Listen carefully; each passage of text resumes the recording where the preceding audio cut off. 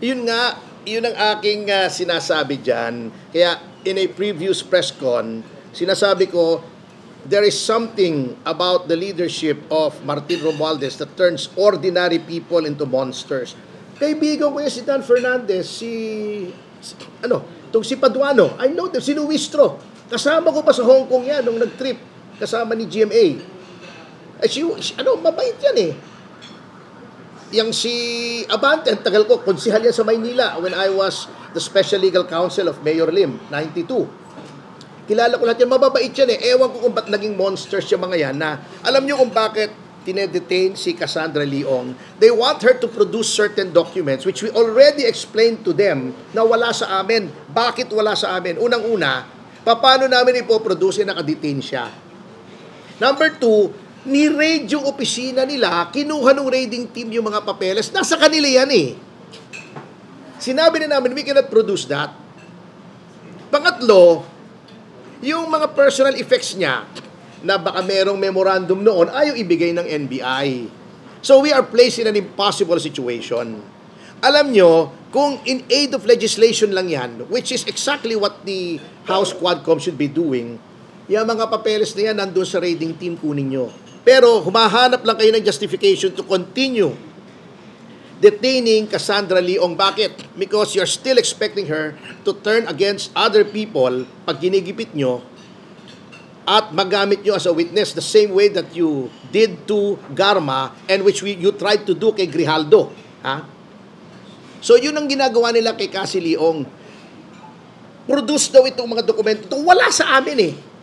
Alam nyo, kung patas itong Quadcom at nakikinig sa Supreme Court, kasi ang problema sa ating mga members of the House of Representatives ngayon na nasa Quadcom, they think they're above the law. Sinabi na ng Supreme Court ang guidelines on how to cite for contempt. They ignore it.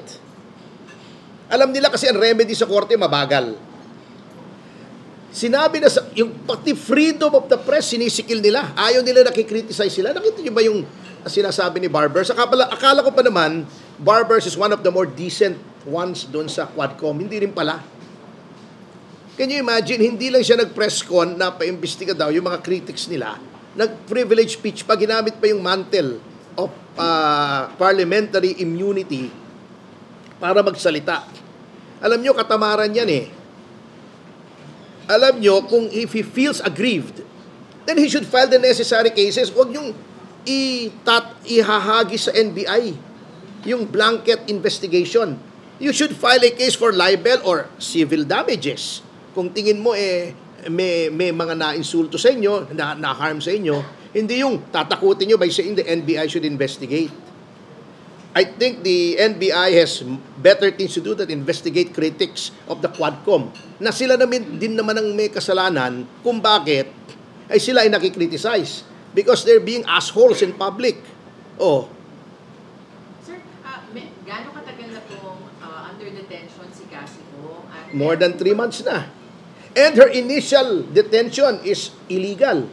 Dahil she left the country legally. Nung umalis siya, wala pang contempt charge. Nung kinuha siya sa Indonesia, binalik siya rito, walang case against her. Bakit siya kinuha ng NBI? Ang the only cause of caption or detention that should have been used was the contempt order ng House. Bakit hindi yung Sergeant at Arms ang sumalubong? Bakit NBI? Ba't nilagay siya sa NBI? Those are grounds for charges of arbitrary detention nga eh. Talagang nakikita nyo how the rule of law is being mangled and disregarded to suit their own purposes. Nakakatakot na po yan at dapat tayo ay matakot dyan.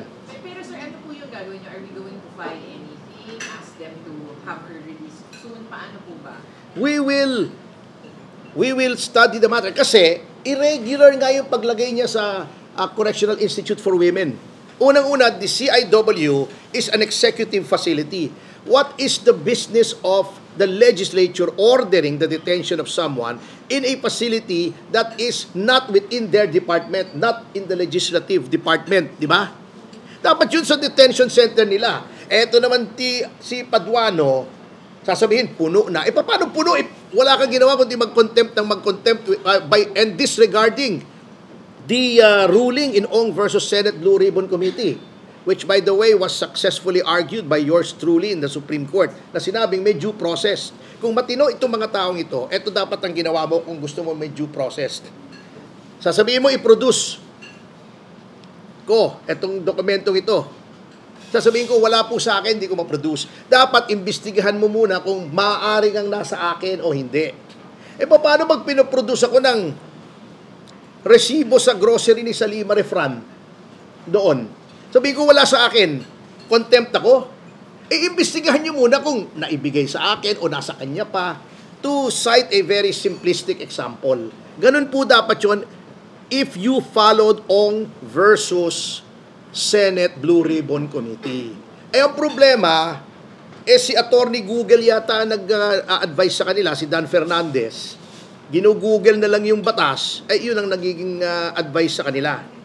So talagang abuse of legislative powers tong ginagawa nila sa Lima Grabe talaga Bakit Correctional Institute for Women is a facility for persons who have been convicted in the first instance. It is not a detention facility for those cited for legislative contempt. So, bakit?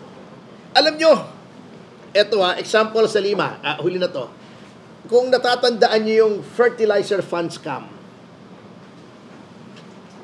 2008 ba ito? 2009. May kliyente ako roon, si Jaime Paule.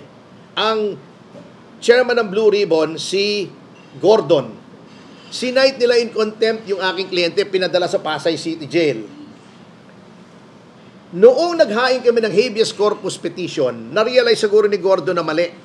Sapagkat, yung warden ng Pasay City Jail, ayaw tanggapin si Jimmy Paule, yung kliyente ko. Sabi niya, paano ho namin tatanggapin ito? City Jail ho kami. Wala naman itong commitment order ng court. Hindi naman ho kami sakop ng legislature. So, ang ginawa nung warden, nilagay lang sa opisina si Jaime Paule out of respect for the Blue Ribbon. Pero hindi kinulong. Nung nag-habeas corpus kami, Gordon, being a lawyer, probably realized that he was on legal quicksand, pinarelease yung kliyente ko. At least, si Gordon, alam niya yung limits ng legislative power. Itong Quadcom, wala na silang pakialam. Grabe. Talagang monsters na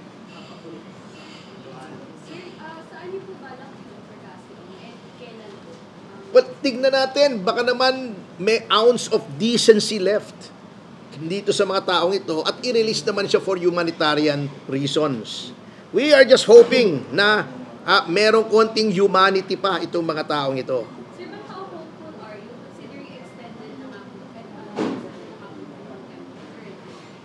Eto pa well, speaking of that, eto pang isang strategy na style bulok Noon, si Gordon attempted to extend yung detention ng mga kliyente ko dun sa Farmally by saying, magpa-file muna kami ng preliminary report. Kasi, under the doctrine of Balag versus Blue Ribbon, pag nag-file ka na ng report, dapat yon functus officio na yung iyong committee, dapat lahat ng contempt orders lifted. Si Gordon tried to go around that by saying na preliminary report, wala pong ganun sa rules ng preliminary report. That's BS. Palusot yon. Pag nag-file ka ng report, that's it. Yun na. Tapos na. Functus officio ka. Yet, they want to bend the law. They want to disregard the law for their own purposes, for their own political purposes, by saying, preliminary report pa lang ito, hindi pa ito yung final report. There's no such animal.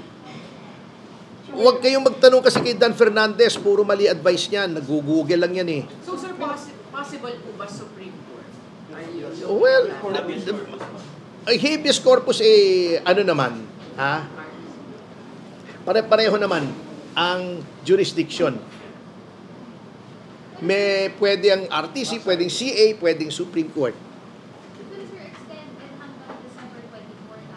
Wala sinasabi kung hanggang kailan. Yun nga ang mabigat you can readily see yung kalokohan dito Kumusta naman po, sir, si Cassie? Kasi parang I would not be an expert on that. We will just leave it to her doctors to determine her state of mental health. I would not want to conjecture. Pero may update, sir, dun sa parang request po niyo na magkaroon ng companion sa CID. Let me check, ibang lawyer nag-handle noon eh. Pero, dapat naman yung strictures that govern convicted prisoner should not cover her. Hindi naman siya convicted eh. Yun lang ang amin. Hindi mo pwedeng sabihin special treatment yon. Kasi she has not been found guilty of any crime. She has not been charged of any crime. Her only crime, if you may call it that, is to exercise her constitutional rights to remain silent and against self-incrimination. Para sa mga Quadcom, crime na yun eh. Basta hindi nila marinig yung gusto nilang marinig, crime na yun, contempt ka na. Yan ang kawalang hiyaan yung mga Quadcom. Alam nyo, magkakarma yung mga yan, maniwala kayo. Ito nyo nangyari kay Gordon, olats.